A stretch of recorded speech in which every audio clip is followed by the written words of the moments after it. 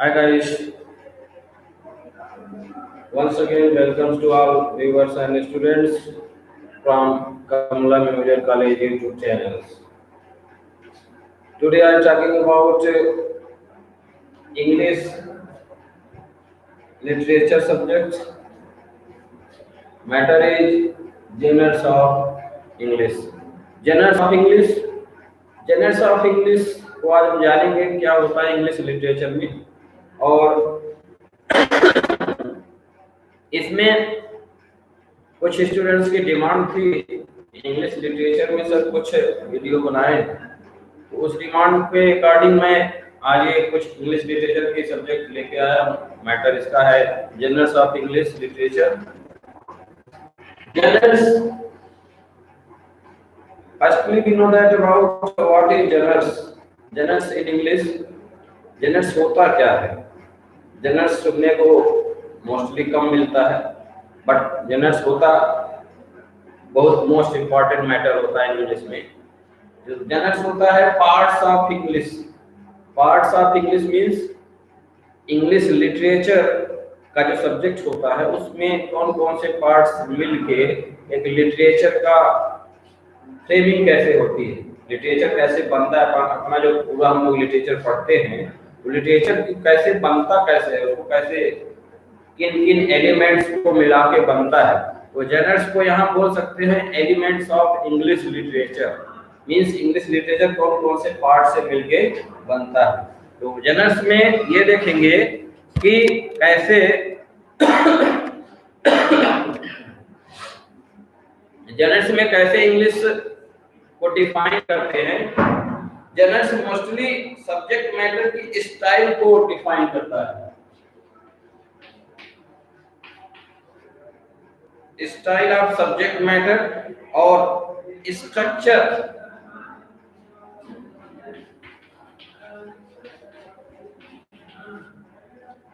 पहला फर्स्ट में इसमें आपको डिफाइन करना है style of subject matter, structure of subject matter, what is subject matter structure, and third is figurative language.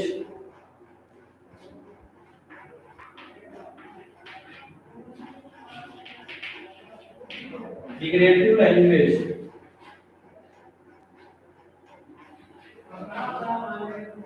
Figurative language. और इसमें फोर्थ नंबर है सब्जेक्ट मैटर।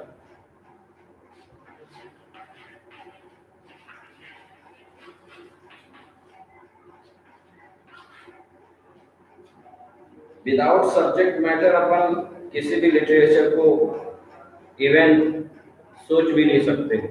जब तक हम सोचेंगे नहीं, उसका कोई सब्जेक्ट मैटर नहीं होगा तो उस पर कुछ लिखा नहीं जा सकता, चाहे हिंदी का लिटरेचर हो, चाहे संस्कृत का हो, चाहे इंग्लिश लिटरेचर हो। तो मीन्स कॉन्सेप्ट ओवरऑल ये है कि जनरल्स के पार्ट्स को मिला के बनता है। मीन्स कंसिस्ट ऑफ जनरल्स कौन कौन से पार्ट हैं। तो generals consist with style, structure, figurative language and subject matter.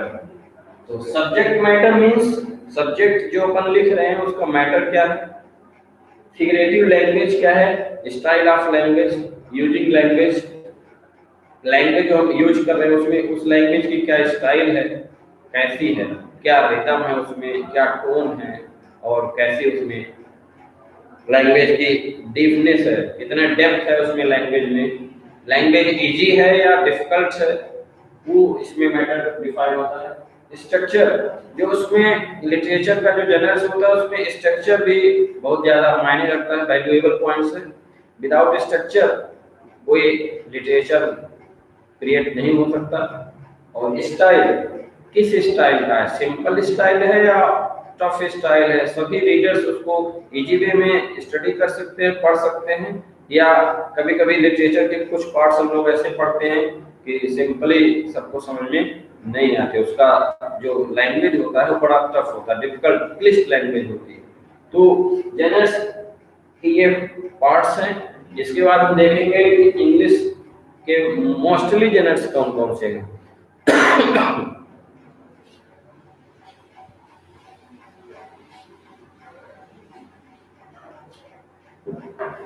ये ऐसे जनर्स हैं जो आप सभी पढ़ते होंगे, देखते होंगे। इसमें फर्स्ट जनरल है इसका poetry. Poetry is the first general parts of English literature, and second is prose.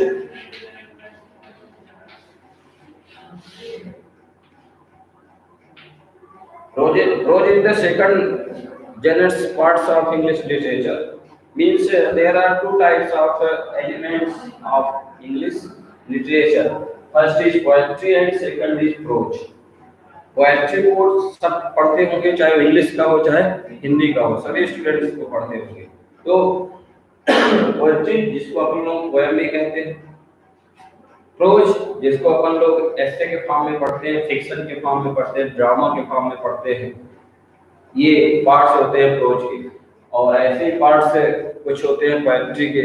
तो आइए अब डिस्कस करेंगे talking about poetry elements and prose elements. What are the prose elements and what are the poetry elements?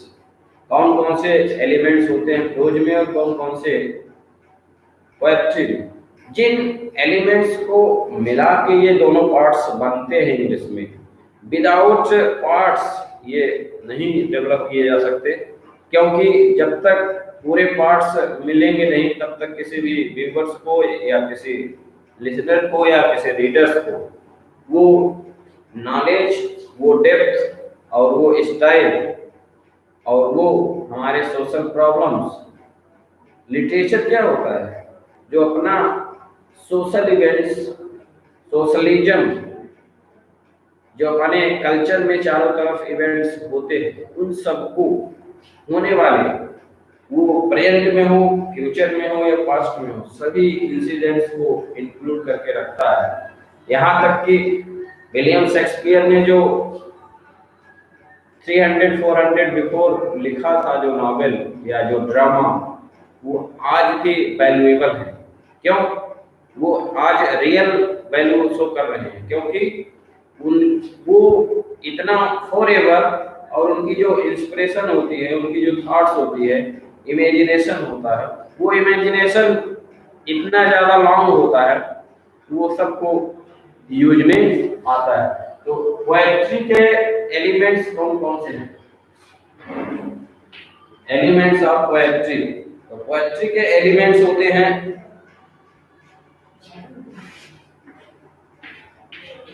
Rhyme, rhythm. First इसका part है rhyme, second part है rhythm, third part है इसका mood,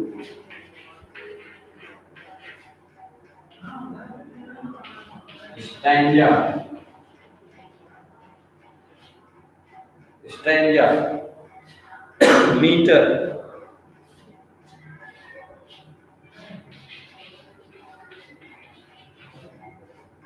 metre. तो poetry consist with rhyme, rhythm, mood, stanza, metre. कोई भी poem अपन जो पढ़ते हैं, इंग्लिश हो या हिंदी, सब में ये सभी इंक्लूड रहते हैं। और इसमें मीटर जो हो गया, इसमें लाइन हो गई, में लाइन भी होती है, लाइन।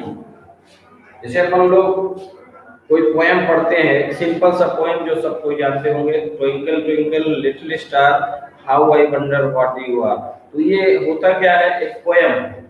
इस पोएम में यदि ये पोएम पूरी लिखी जाए, इस पोएम में ये सभी पार्ट्स सॉर्ट आउट किए जा सकते हैं, निकाले जा सकते हैं, देखे जा सकते हैं। राइम भी, रिदम भी, मूड भी, स्टैंजा भी, मीटर भी और लाइन भी। तो आइए देखते हैं कि पोएम में लाइन कैसे होती है। लाइन, अभी इनको थोड़ा सा डिस्कस कर लेते हैं, डिस्क्राइब कर लेते हैं, फिर प्रोज पे चलते हैं।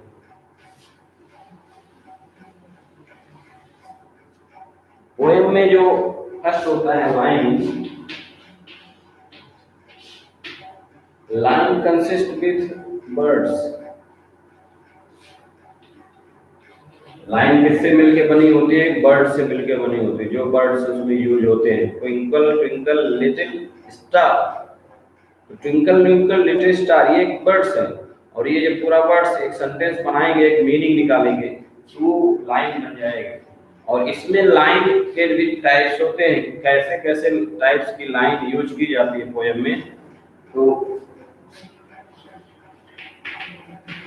To line, three line. Poem में कई वैरायटी आती हैं। जब हम कई वैरायटी के पोएट्स को पढ़ेंगे, कई वैरायटी के पोएट्स को देखेंगे, स्टडी करेंगे, तो हमको मिलेगा कि कहीं टू लाइन्स में पोएम लिखी है, कहीं थ्री लाइन्स में लिखी है, कहीं फोर लाइन्स में लिखी है।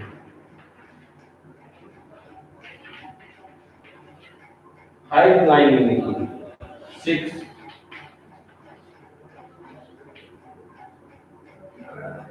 Seven line, eight line. 8 line तक की पोयम का इसमें की टर्मिनोलॉजी है। टर्मिनोलॉजी मींस 2 लाइंस की पोयम को क्या कहते हैं, 3 लाइंस की पोयम को क्या कहते हैं, 4 लाइंस की पोयम को कहते हैं। तो टर्मिनोलॉजी बनाई है इसमें। तो 2 लाइंस 2 लाइंस की पोयम को कपलेट कहते हैं।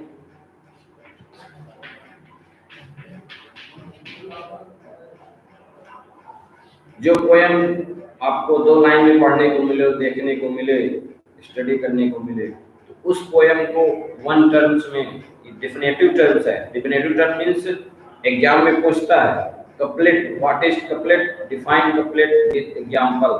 तो कपलेट क्या होता है? कपलेट क्या होता है? 2 लाइन की जो पोयम होती है वो कपलेट कहलाती है।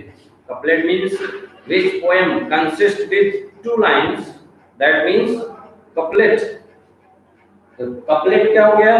2 लाइन के पोयम को कपलेट कहते हैं। ठीक, 3 लाइन के पोयम को क्या कहते हैं? 3 लाइन के पोयम को टर्सेट कहते हैं।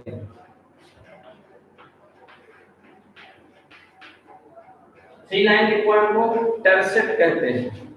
T for 3, ऐसे आप इसको दिमाग में रख सकते हैं, एक ट्रिक बना सकते हैं। T for 3, तो इसमें टर्सेट इसको बोलते हैं। टर्सेट means 3 lines poem. Which poems consist with 3 lines? That means tercet. फिर इसमें फोर्थ 4 लाइन की पोएम होती है, 4 लाइन की जो पोएम होती है उसमें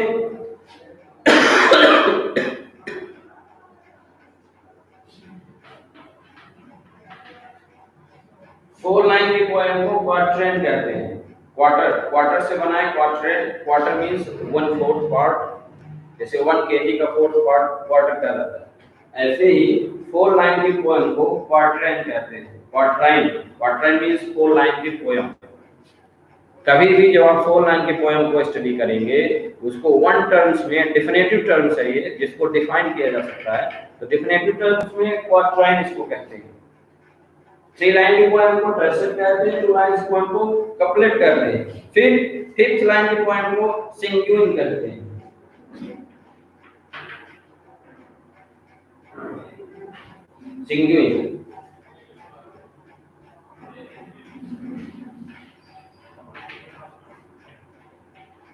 सिंग्यूइन, सिंगिंग क्या हो गया?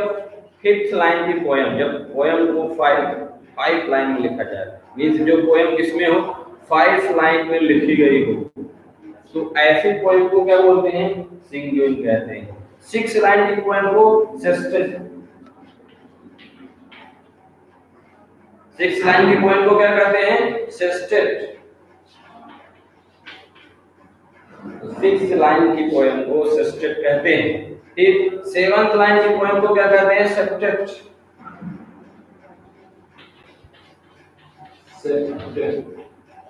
सेप्टेट। और 8th लाइन की पोएम को आर्क्ट्रेन कहते हैं।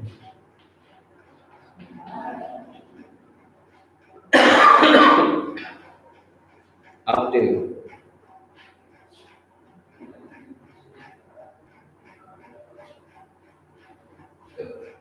These are the types of poem lines category, poems line category. terms, one terms definition, definitive words, converting to one terms definitive words means literature में जब अपन कोई पोयम पढ़ते हैं, स्टडी करते हैं, वो कभी दो लाइन में भी मिलती है, दो लाइन में मिलेगी उसको आप कपलेट कहेंगे, थ्री लाइन्स की पोयम को टर्सेट कहते हैं, फोर लाइन की पोयम को क्वार्टेट कहते हैं, फाइव लाइन की पोयम को सिंगलिंग कहते हैं, और सिक्स लाइन की पोयम को सेस्टेट कहते हैं, और सेवंथ लाइन की पोयम को सेप्टेट कहते हैं, और एट लाइन की पोयम को एक्टिव कहते हैं। एक्टिव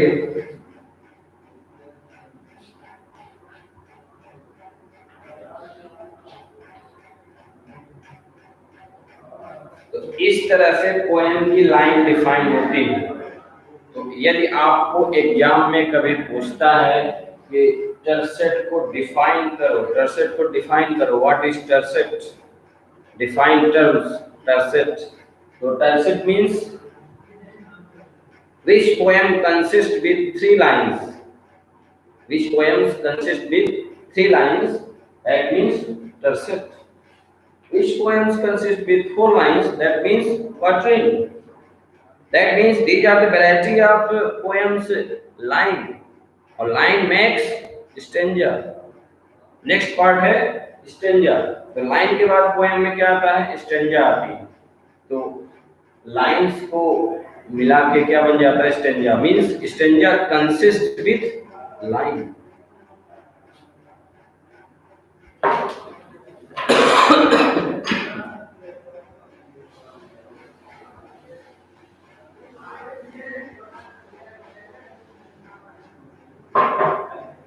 स्टेंजा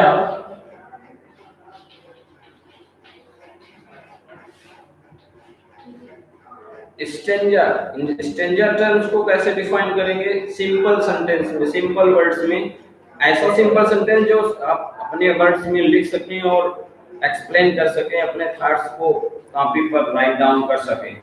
ऐसे लिटरेचर के वर्ड यूज ना करें जो आप खुद न समझ पाए और लिखने में भी आपको डिफिकल्टी हो।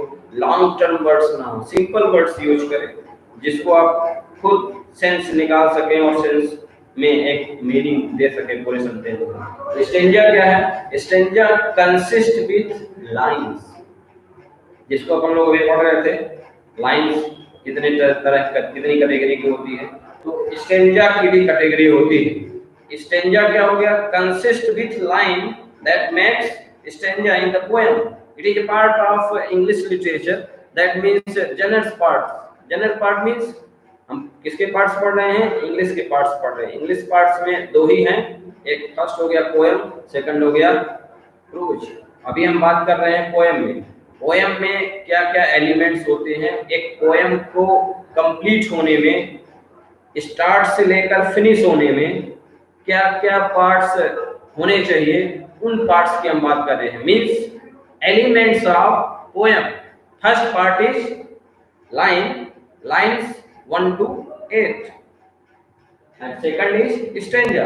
Stanza consists with line, then a rhyme. Rhyme कभी भी जब आप पोएम पढ़ते हैं, देखते हैं, तो इनको समझ लेना बस नहीं है, उसको रियलाइज करना, उसके कॉन्सेप्ट को समझना और अपने थॉट्स को एक्सप्रेस कर लेना, सामने वाले से बता लेना। जब तक आप इसको बता नहीं पाएंगे तो पढ़ के, लिटरेचर पढ़ के आप कुछ कर नहीं सकते।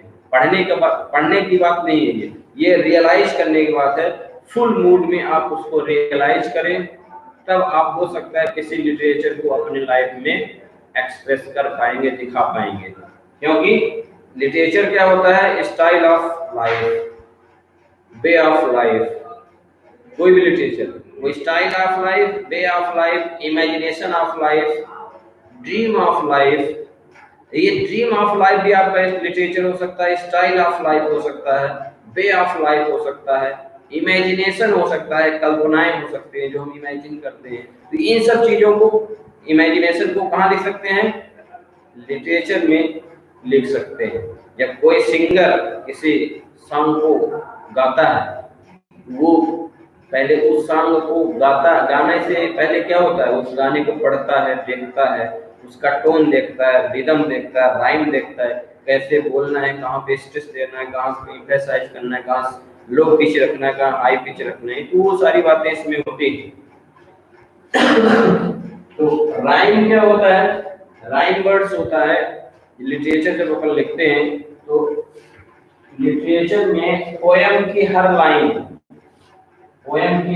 मीन्स ये फर्स्ट लाइन है बैट, फर्स्ट लाइन बैट से आती है, इंड होती है। सेकंड लाइन कैट से इंड होती है। थर्ड लाइन सैट से इंड होती है। Sat, cat, bat, mat. जब कोई पोएम की लाइन अपन स्टडी करेंगे, पढ़ेंगे, तो ये देखेंगे कि पोएम की जो फर्स्ट लाइन है वो किस वर्ड से इंड हो रही है और उस वर्ड का साउंड क्या है। साउंड मीन्स जो अपन बोलते हैं तो बोलने में कौन सा वर्ड आ रहा है। तो बैट, कैट, सेट, मैट, जब सेम साउंड आता है, सेम साउंड जब मिले, मैच करे, तो सेम साउंड जब मिलता है पोएम में, उस सेम साउंड को राइम कहते हैं। Rhyme, rhyming sound, rhyme means एक साउंड है ये। राइम को अपन सिंपल वर्ड्स में क्या बोल सकते हैं? Sound of words. किसी भी वर्ड्स का साउंड जो होता है उसको राइम कहते हैं। तो राइम मोस्टली होता है पोएम के लास्ट वर्ड्स के नेक्स्ट लाइन के लास्ट वर्ड की जो मैचिंग होती है, जो सिमिलर सेम होती है, प्रोनाउंसिएशन सेम लगता है, बोलने में वर्ड सेम नहीं होते बट बोलने में सेम लगता है, साउंड सेम होता है, उसको अपन राइम कहते हैं। तो हर पोएम में कोई न कोई राइम रहती है, क्योंकि राइमिंग की स्कीम होती है। अभी इसको हम डिटेल में नहीं जाएंगे, अभी हम आपको टर्मिनोलॉजी की बात कर रहे हैं। राइम में भी कैटेगरी होती है, किस किस तरह की राइमिंग होती है। कभी कभी फर्स्ट लाइन की राइम जो होती है वो सेकंड से नहीं मिलती, मैच नहीं करती। फर्स्ट की लाइन थर्ड से करती है और सेकंड की फोर्थ से करती है। उसको राइमिंग स्कीम के नाम से डिफाइन किया गया है लिटरेचर में। तो राइमिंग स्कीम को कैसे डिफाइन करते हैं?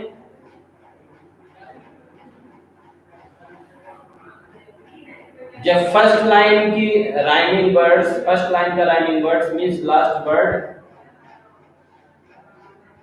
थर्ड लाइन के राइमिंग वर्ड से मैच करता है और सेकंड लाइन का राइमिंग वर्ड्स फोर्थ लाइन से मैच करता है, तो वहां पे राइमिंग स्कीम होती है। और ये क्वेश्चन में आता है, आपके लिटरेचर में क्वेश्चन में आता है कि इस पोएम में लिख देगा, बोल देगा इसकी राइमिंग स्कीम मत लिखिए। राइमिंग स्कीम मींस कौन से राइम स्कीम को फॉलो कर रहा है, कैसे। ये राइमिंग स्कीम है। कैसे? सपोज ये ए हो गया, ये बी हो गया, ये सी हो गया, ये डी हो गया, तो राइमिंग स्कीम क्या हो जाएगी? ए का सी से मैच करेगा तो ए सी, बी का मैच करेगा डी से तो बी डी। तो राइमिंग स्कीम लिखेंगे A C B D, A C B D rhyming scheme. तो इस तरह से इसको हम और आगे नेक्स्ट वीडियो में आपको डिटेल बताएंगे कि राइमिंग स्कीम कैसे होती है। अभी आज फिर आप राइम को समझेंगे, राइम क्या है।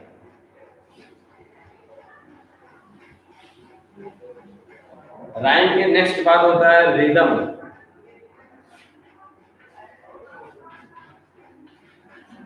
रिदम क्या होता है? पिच। पिच मींस वॉल्यूम की पिच जब कभी हाई होती है कभी लो होती है। पिच हाई और लो होना पोएम को रीड करने में, पोएम को पढ़ते समय जब रीडर्स कभी लो पिच में बोलता है कभी हाई पिच में बोलता है, तो जब पिच अप डाउन होती है, अब पिच को अप डाउन होने की प्रोसेस को रिदम कहते हैं, ये ध्यान रखना है। फिर इसमें होता है मीटर। जो पोएम के लाइन में वर्ड्स यूज होते हैं तो हर लाइन का कोई न कोई मीटर होता है। Metre means length of a word, length of a words in a line of a poem. Poem की लाइन में जो वर्ड्स यूज होते हैं उस वर्ड्स का एक लेंथ होती है। तो कभी ये लेंथ फर्स्ट लाइन में दूसरी होती है, सेकंड में तीसरी अलग होती है, इस तरह डिफरेंट होती है। इसको मीटर से मेजर करते हैं। तो वर्ड्स को जब मेजर किया जाता है लेंथ में, तो उसको वन टर्म्स में, डिफिनेटिव टर्म्स में मीटर कहते हैं। इसको आगे डिटेल बताएंगे कि मीटर कैसे होता है डिटेल में। अभी आज बस हम ये देख रहे हैं कि कौन कौन से पार्ट्स होते हैं एलिमेंट्स ऑफ पोएट्री। फिर इसमें होता है मूड।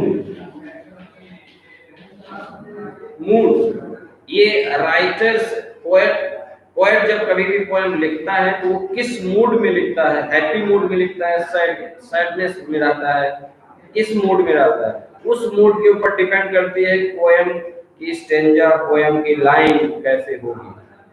ये हमेशा ध्यान रखना है कि पोएम का मूड होता है, पोएम में मूड भी होता है। विदाउट मूड ये राइट नहीं की जा सकती, क्योंकि रीडर्स तक पूरा इम्पैक्ट, पूरा इफेक्ट, पूरा इम्प्रेशन लगाने के लिए मूड रखना पड़ता है। किसको?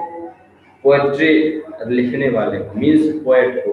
पोएट को अपना पूरा मूड लगा के लिखना पड़ता है पोएट्री की, हर एक वर्ड्स को, हर एक लाइन को।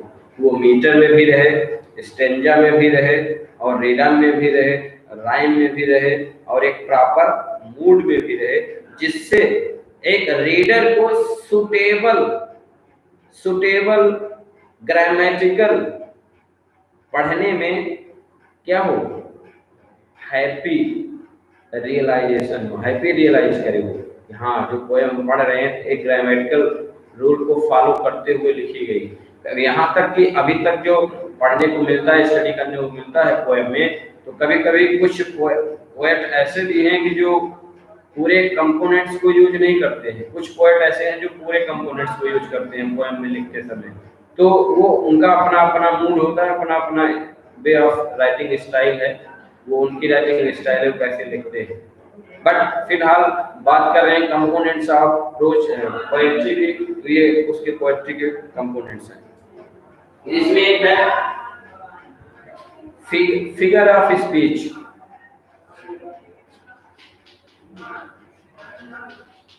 Figure of speech, figure of speech आप सुने होंगे पार्ट्स ऑफ स्पीच इंग्लिश में, बट लिटरेचर में फिगर ऑफ स्पीच भी होता है। फिगर ऑफ स्पीच क्या होता है? जैसे आप हिंदी में कविता पढ़ते हैं तो कविता में आपसे पूछा जाता है कि दी गई लाइन में कौन सा अलंकार है, कौन सा रस है, कौन सा छंद है। तो वो इंग्लिश का फिगर ऑफ स्पीच है। इंग्लिश की पोएम में भी वही चीज होती है। इंग्लिश की पोएम में भी रस, छंद, अलंकार होता है। उसी को इसको टर्मिनोलॉजी में दिया गया है figure of speech, means figurative style.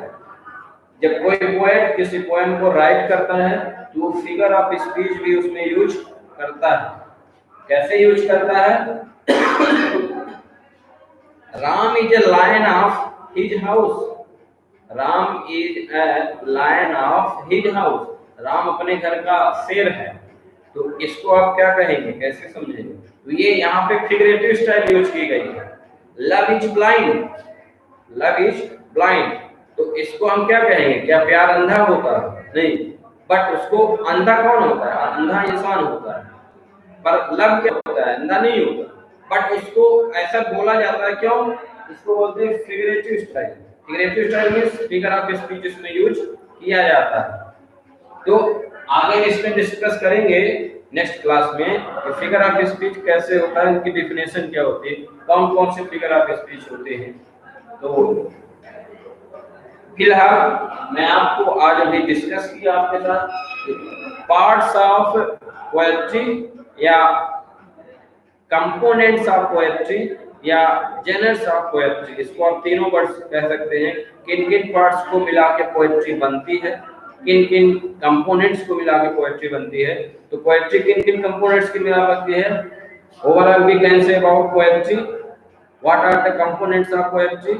तो these are the components of poetry: stanza, rhyme, rhythm, meter, mood, line, figure of speech. These are the parts of poetry.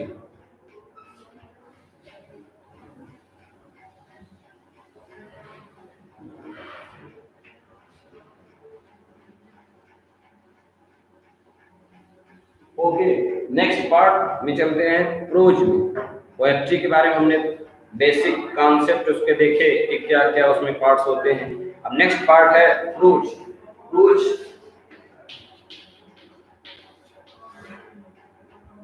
Hindi में आप लोग पढ़ते होंगे गद्य और पद्य। तो पद्य मीन्स पोएट्री, गद्य मीन्स प्रोज। तो अब देखेंगे इंग्लिश में प्रोज के पार्ट्स कौन कौन से होते हैं, प्रोज किन किन पार्ट्स को मिला के बनता है, यानी प्रोज बनाने से पहले किसी भी राइटर्स को किन किन चीज की स्किल होनी चाहिए, कौन कौन सा स्किल उनके पास होना चाहिए जिससे वो रीडर को इम्प्रेस कर सकें अपने राइटिंग स्टाइल से। अपने राइटिंग स्टाइल से वो इम्प्रेस करने के लिए रीडर्स को प्रोज के सारे कंपोनेंट्स जब तक इंक्लूड नहीं करेंगे तब तक रीडर्स को वो सारी चीजें, वो फीलिंग्स, वो थॉट्स, वो इमेजिनेशन, वो वे ऑफ राइटिंग, वो tone of writing, style of writing impress नहीं कर पाएंगे। इसलिए इसको पार्ट्स को देखते हैं कौन कौन से पार्ट्स हैं इसमें, प्रोज के पार्ट्स कौन कौन से। तो प्रोज के इसमें these are the parts of prose. First इसमें है, आपको पार्ट्स को देखने के लिए fictional prose,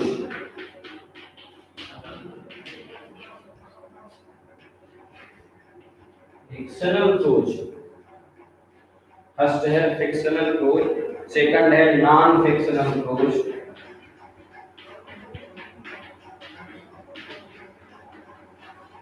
non fictional prose, third है हीरोइक प्रोज,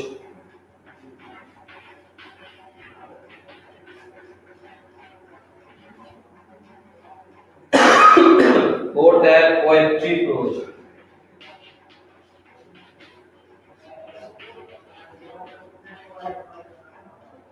इनको लिखने से ज्यादा इंपॉर्टेंट है how to listen and how to understood.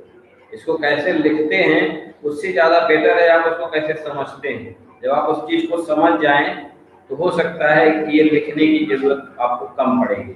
But मैं लिख इसलिए रहा हूँ, यदि आप शॉर्ट नोट्स भी बनाना चाहते हैं घर बैठे तो शॉर्ट नोट्स बना सकते हैं, क्योंकि मैं सिलेबस की भी बात कर रहा हूँ प्लस लिटरेचर की ओवरऑल बात कर रहा हूँ। ये किसी भी क्लास का स्टूडेंट इसको राइट डाउन कर सकता है, क्योंकि हर क्लास में पोएट्री और प्रोज होता है। कोई ये नहीं कर सकता कि ये मेरे सिलेबस में नहीं, ये हर क्लास में आजकल होता है पोएट्री प्रोज। इसलिए पार्ट्स स्पेशली लिटरेचर के लिए है, क्योंकि उनको लिखने की जरूरत पड़ेगी, पेपर होगा तो लिखना पड़ेगा। तो पेपर के अकॉर्डिंग यदि ऐसा पूछता है कि components of pros, types of pros, genres of pros कौन कौन से हैं, तो ये आपको बताना पड़ेगा। फर्स्ट प्रोज हो गया स्टाइल फिक्शनल प्रोज, सेकंड हो गया non fictional, heroic prose and poetry prose. तो फिक्शनल प्रोज किन किन पार्ट्स से मिला के बनता है, कौन कौन से इसके पार्ट्स होते हैं जिनको मिला के ये बनता है, कंसिस्ट होता है, तो इसको कैसे समझेंगे।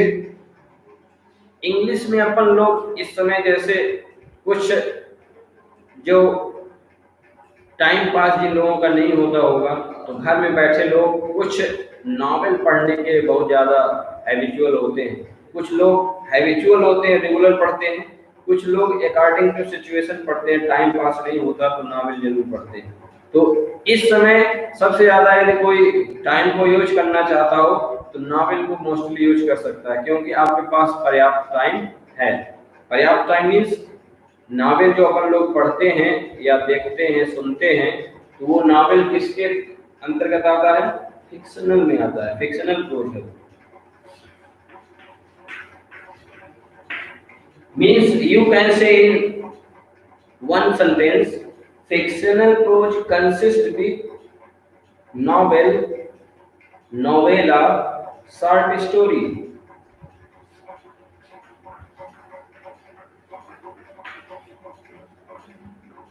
Short story. तो फिक्शनल प्रोज जो होता है वो नॉवेल से, नोवेला से और शॉर्ट स्टोरी से, इन तीनों को मिला के बनता है। Means fictional prose consist with novel, novella and short story. These are the parts of, these are the elements of fictional prose. तो फिक्शनल प्रोज में नॉवेल आता है जो अपन लोग पढ़ते हैं, नोवेला होता है और शॉर्ट स्टोरी होती है। आप लोग नॉवेल तो सुने होंगे, शॉर्ट स्टोरी भी सुने होंगे, पर नोवेला नहीं सुने होंगे। नोवेला क्या होता है, आइए इनको थोड़ा थोड़ा बेसिक इनका समझ लेते हैं। तो शॉर्ट स्टोरी क्या होती है पहले यहाँ से देखते हैं। शॉर्ट स्टोरी मीन्स जो जिसकी स्टोरी शॉर्ट में, शॉर्ट मीन्स जो लॉन्ग स्टोरी ना हो। तो शॉर्ट स्टोरी को डिफिनेशन में कैसे बताएंगे कि शॉर्ट स्टोरी क्या होती है, इसको कैसे आइडेंटिफाई करते हैं लिटरेचर में। तो शॉर्ट स्टोरी में जो लिमिट होती है 1000 वर्ड से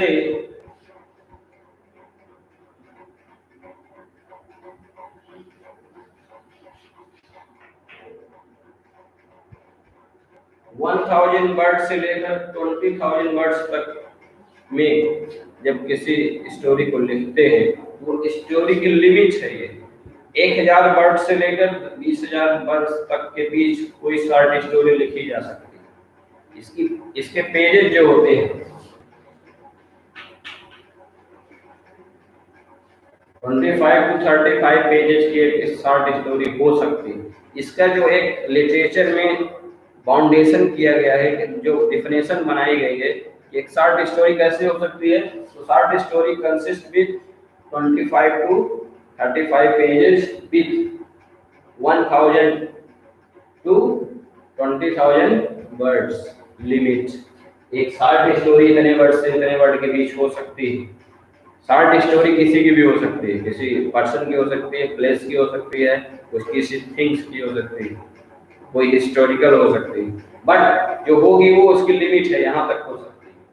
फिर इसके बाद आता है शॉर्ट स्टोरी से जो लॉन्ग होता है, मीन्स शॉर्ट स्टोरी से जो बड़ा होता है, उसको नोवेला कहते हैं। नोवेला मीन्स नॉवेल का शॉर्ट फॉर्म, मीन्स नॉवेल से छोटा बट शॉर्ट स्टोरी से बड़ा। तो novella means bigger than short story but lesser than novel, lesser than novel, bigger than short story means novella। तो novella means जो novel का छोटा रूप है। तो novella की लिमिट क्या होती है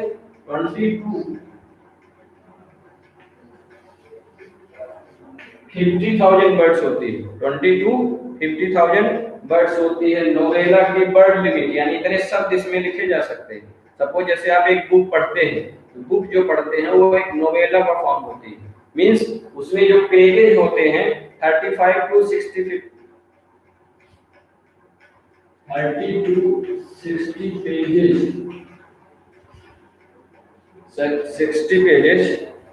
to 60 पेजेस की एक नोवेला हो सकती है। मींस एक नोवेला जो होगा वो 30 पेज लेके 60 पेज तक का हो सकता है। जो लिटरेचर में जो फाउंडेशन बनाई गई है वन टर्म्स में जिसको बोला गया है, तो नोवेला को क्या कहेंगे, novella consist with 20 to 50,000 words with 30 to 60 pages। It is a it is longer than short story and lesser than novel। It is a part of fictional prose। It is a part of fictional prose। तो novella को क्या कहेंगे, it is a part of fictional prose. It consist with 30 to 60 pages with 20,000 to 50,000 words. That's all about this. अब आते हैं novel. Novel क्या होता है, तो नॉवेल इन दोनों से बड़ा होता है, मींस शॉर्ट स्टोरी से और नोवेला से दोनों से बड़ा क्या होता है, नॉवेल होता है। चार्ल्स डिकेंस ने अब तक सबसे बड़े नॉवेल लिखा है उन्होंने, चार्ल्स डिकेंस ने। अब तक हिस्ट्री में देखें तो चार्ल्स डिकेंस के बहुत सारे नॉवेल ऐसे हैं जो बहुत लॉन्ग हैं। तो नॉवेल क्या होता है 50,000 से एबव वर्ड्स जिसमें हो, जिस बुक्स में, जिस स्टोरी में, तो वो क्या होगा, नोवेला होगा, सॉरी नॉवेल होगा। तो novel is a biggest form of novella। It consists with 50,000 over words and pages 60 pages over। तो आज कल ऐसे भी नॉवेल आए जिसको आप पढ़ेंगे तो 500 पेज के, 1000 पेज के। 300 पेज के, ऐसे ऐसे नॉवेल आते हैं। नॉवेल क्या दिखाते हैं? हमारे समाज के जो, हमारा समाज का जो आईना होता है वो लिटरेचर होता है। हमारे समाज के जो आईने होते हैं वो क्या होते हैं? लिटरेचर होते हैं। आप सोचेंगे लिटरेचर कैसे आईना होता है? तो mirror of socialism is a literature, literature is a mirror of social life. Social life के जितने भी इंसिडेंट्स हैं, वो चाहे इंटरनल हो एक्सटर्नल हो, जो आपको दिख रहा है जो आपको नहीं दिख रहा है, वो सभी प्रकार के एवोल्यूशन, रिवोल्यूशनरी, हिस्टोरिकल, वो चाहे जिससे भी रिलेटेड हो, वो सब नॉवेल से आते हैं। आप जितने भी टीवी सीरियल देखते हैं, आप टीवी पर जितने भी मूवियां देखते हो, चाहे वो बॉलीवुड हो या हॉलीवुड हो या टॉलीवुड हो, कोई भी मूवी आप देखते हो, चाहे छोटी हो या बड़ी हो, कोई भी सीरियल आप देखते हैं, वो सभी सीरियल का, सभी मूवी का कॉन्सेप्ट जो होता है वो यहीं से आता है। किसी न किसी नॉवेल से होता है, किसी नोवेला से होता है, किसी शॉर्ट स्टोरी से होता है, जैसे मूवी होती है, जैसे सीरियल होता है। तो नॉवेल में जैसे हम आपको बता दें, विलियम शेक्सपियर के ऐसे ऐसे ड्रामा हैं जिनको, जिनका कॉन्सेप्ट लेकर के आज बहुत सारी मूवी बनी हुई, अभी अभी 2-4 साल पहले से मूवी बनी हुई है, तो उन्हीं के कॉन्सेप्ट से बनी हुई है। तो फर्स्ट पार्ट हो गया फिक्शनल। अब सेकंड की बात करते हैं, इसमें क्या है? नॉन फिक्शनल प्रोज क्या होता है? नॉन फिक्शनल प्रोज में बायोग्राफी आती है। बायोग्राफी, किसी की बायोग्राफी जो लिखते हैं, जीवनी, ऑटोबायोग्राफी, आत्मकथा, जीवनी आत्मकथा जो हिंदी में आप लोग पढ़ते हैं, उसको जो लिखते हैं उसको किस में रखते हैं? नॉन फिक्शनल प्रोज में, क्योंकि ये शॉर्ट स्टोरी और नोवेला से बहुत छोटी होती है, इनको नॉन फिक्शनल में रखा गया है। नॉन फिक्शनल कैटेगरी के अंतर्गत इनको रखा गया है। बायोग्राफी, ऐसे जो आप लोग पढ़ते हैं, जैसे जनरल्स जो पढ़ते हैं, ऐसे वो चाहे किस पर हो, पॉल्यूशन पर हो, पॉपुलेशन पर हो, अनएम्प्लॉयमेंट पर हो, ऐसे जो भी अपन लोग लिखते हैं, पढ़ते हैं, देखते हैं, ऐसे लिखने की जो लिमिट होती है, वर्ड्स होते हैं, वो सब किसमें आते हैं? नॉन फिक्शनल प्रोज के कैटेगरी के अंतर्गत आते हैं। तो बायोग्राफी, ऐसे, फिर इसमें आ गया जनरल्स। जनरल्स, जनरल्स आ गए। फिर इसमें बायोग्राफी, ऐसे, जनरल्स, ये जो लिखने की स्टाइल है, इनकी जो लिखने के लिमिट्स है, वर्ड्स है, वो सब इसमें आता है, नॉन फिक्शनल में आता है। फिर थर्ड में है हेरोइक प्रोज। हेरोइक प्रोज क्या होता है?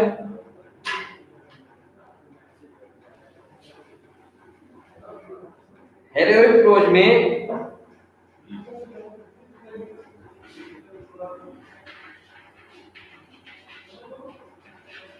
लीजेंड्स स्टोरी होती है, जो अपने लीजेंड्स होते हैं, हिस्ट्री के जो लीजेंड्स हैं, कंट्री के जो लीजेंड्स हैं, जो ग्रेट पर्सन है, ग्रेट पर्सनालिटी है, उनके बारे में लिखना हो, उन पर कुछ लिखना हो, ऐसे लिखना हो, तो वो हेरोइक प्रोज। हेरोइक प्रोज से मींस, इसका मीनिंग आप कॉन्सेप्ट समझ सकते हैं, हीरो, जो अपने कंट्री के हीरो हो, वो चाहे जिस फील्ड के हो, वो लीजेंड्स कहलाते हैं। जैसे सचिन तेंदुलकर क्या है? एक लीजेंड है। किसके लिए?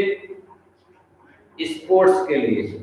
स्पोर्ट्स के लिए, सबके लिए इंस्पायर्ड है, कहीं न कहीं वो लीजेंड्स हैं, लीजेंड्स ऑफ इंडिया हैं, लीजेंड्स ऑफ क्रिकेट हैं। तो ऐसे जिनके बारे में कुछ लिखना हो, तो वो किस कैटेगरी में आएगा? कौन सा प्रोज होगा? फिक्शनल प्रोज कैटेगरी के अंतर्गत आएगा। टेल्स, जो कहानियां लिखते हैं,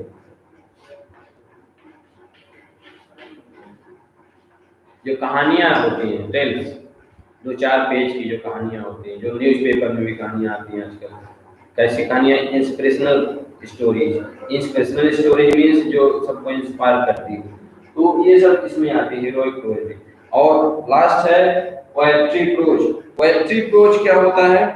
एक ऐसा पोएट्री जो प्रोज के फॉर्म में लिखी जाती है, वो रहती पोएट्री है, पर उसका जो वे ऑफ राइटिंग स्टाइल है, जो लिखने की स्टाइल है, जो उसका फिगरेटिव स्टाइल है, कीवर्ड्स है, वो किस में आता है? पोएट्री के फॉर्म में ना होकर के प्रोज के फॉर्म में आता है, तो उसको बोलते हैं पोएट्री प्रोज। तो today I am talking about genres of English literature. First genre is poetry, elements of poetry हमने बात किया। Second parts components of prose, elements of prose, these are the components of prose, इनके बारे में discussion किया। I hope आपको ये concept keywords जो हमने आपको बताया वो समझ में आया होगा। मैं इनमें अभी आगे डिटेल आगे बात करूंगा, अभी आज मैं डिटेल नहीं किया हूँ, केवल जनरल फंडामेंटल कॉन्सेप्ट की बात किया हूँ, ये कहाँ से इनका ओरिजिन है, कैसे ये यूज होते हैं। क्योंकि ये इंग्लिश लिटरेचर की पहली क्लास है इसलिए कॉन्सेप्ट की बात किया हूँ, ज्यादा डिटेल में नहीं।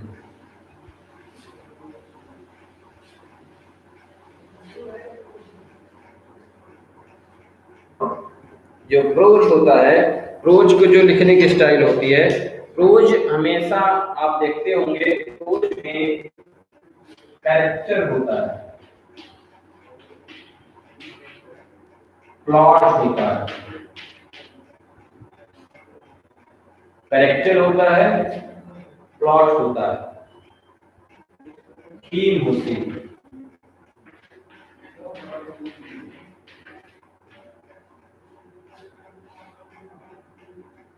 विदाउट कैरेक्टर कोई प्रोज नहीं लिखा जाता। जब तक आप कैरेक्टर को नहीं समझेंगे, जब आप कभी किसी नावल को पढ़िए तो नावल में जब आप पढ़ेंगे तो नावल में आपको दिखेगा बहुत सारे कैरेक्टर्स होते हैं, सभी कैरेक्टर्स का रोल अलग अलग होता है। जैसे आप कोई मूवी देखते हैं तो मूवी में आपको कैरेक्टर्स मिलते हैं, हीरो का अलग होता है, हीरोइन का अलग होता है और विलेन का अलग। तो ये these are the characters of movie. तो ऐसे ही कैरेक्टर्स आपको नॉवेल में मिलेंगे। विदाउट कैरेक्टर्स कोई भी प्रोज का कंस्ट्रक्शन नहीं होगा। Without character, without plot, without theme इनका कंस्ट्रक्शन नहीं होता। किसका? प्रोज का।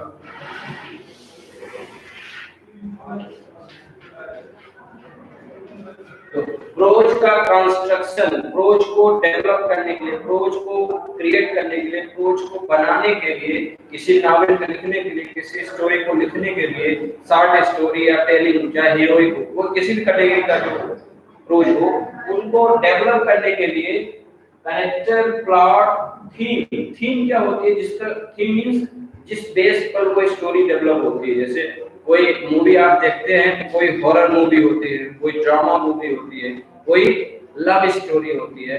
तो इसमें कई टाइप की जो स्टोरियां होती हैं उसका वो एक थीम होता है, एक टारगेट होता है, सेंट्रल आइडिया होती है। Central idea means theme. जब कभी भी कोई प्रोज लिखता है कोई राइटर तो उस कोई सेंट्रल आइडिया दिमाग में रखता है, फिर उसको राइट करता है, उसी को अपन थीम कहते हैं। तो इंग्लिश लिटरेचर के स्टूडेंट ध्यान रखेंगे, जितने भी चैप्टर्स आपके प्रोज में हैं उनके थीम्स को पूछता है एग्जाम में। Just write down the chapter में लिख देगा, थीम्स लिखिए, इसका थीम क्या है, किस पर लिखा है, किस बेस पर लिखा गया, किस बेसिस पर है। प्लॉट क्या है? प्लॉट मींस कोई जो नॉवेल बनता है, कोई ऐसे लिखते हैं तो उसके प्लॉट डेवलप। प्लॉट मींस एक कंस्ट्रक्शन होता है, मींस एक स्टोरी किस सीन से किस सीन तक चली, फिर सेकंड स्टोरी कहां से कहां तक चली, सीन होता है उसमें। तो प्लॉट जो होते हैं सीन में डिवाइड होते हैं, सीन में पार्ट डिवाइड होते हैं। पार्ट 1 का फर्स्ट सीन, पार्ट 1 का सेकंड सीन, पार्ट 1 का थर्ड सीन। जैसे आप कोई एपिसोड देखते हैं, सीरियल का एपिसोड चलता है, ऐसे ही नॉवेल में या नोवेला में एपिसोड चलता है। उसी एपिसोड में कहां से कहां तक किस कैरेक्टर का रोल होता है, फिर दूसरे कैरेक्टर का रोल कहां से कहां तक होता है, जो रोल प्ले करता है, वो रोल प्ले जो होता है वो सीन में चलता है। उसी सीन को प्लॉट कहते हैं, वो प्लॉट के अंतर्गत कंस्ट्रक्ट होता है। तो today I am talking about generals of English literature, means component of English literature. I hope आप सभी लिसनर्स एंड स्टूडेंट्स व्यूअर्स को समझ में आया होगा। यदि आपको कोई कॉन्सेप्ट न समझ में आया हो तो आप लाइव चैट के माध्यम से क्वेश्चन कर सकते हैं, कॉन्सेप्ट क्लास के दौरान ही कर सकते हैं। यदि आपको कोई प्रॉब्लम हो तो नेक्स्ट क्लास को मैं और ज्यादा इंप्रेसिव बनाने का प्रयास करूंगा। That's all about today. We will meet next day. Okay वाह वाह सबक है।